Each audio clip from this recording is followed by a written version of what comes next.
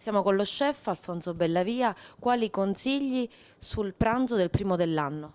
Allora, io inizierei con un carciofo stufato al fernet, un primo sale fuso e un fiocco di culatello. Lo farei come antipastino.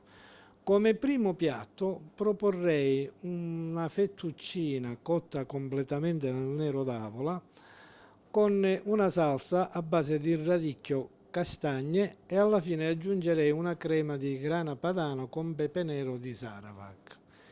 E siccome è tradizione il primo dell'anno, anche per Natale, nelle nostre zone si va a base di carne principalmente e quindi ho impostato questo menù in questo senso. E come secondo farei un filettino con gorgonzola, miele di acacia e pistacchio.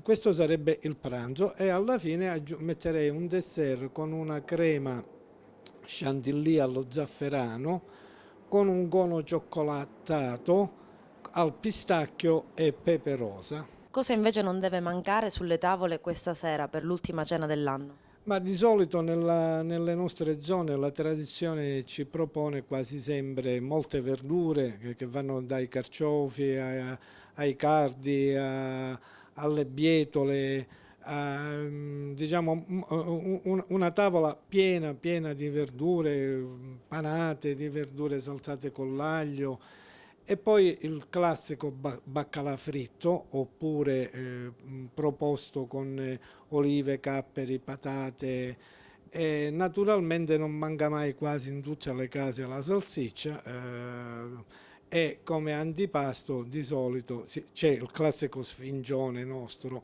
che viene proposto quasi in tutte le famiglie e poi gli antipasti a base di formaggi, olive, acciughe, i formaggi nostri, il primo sale.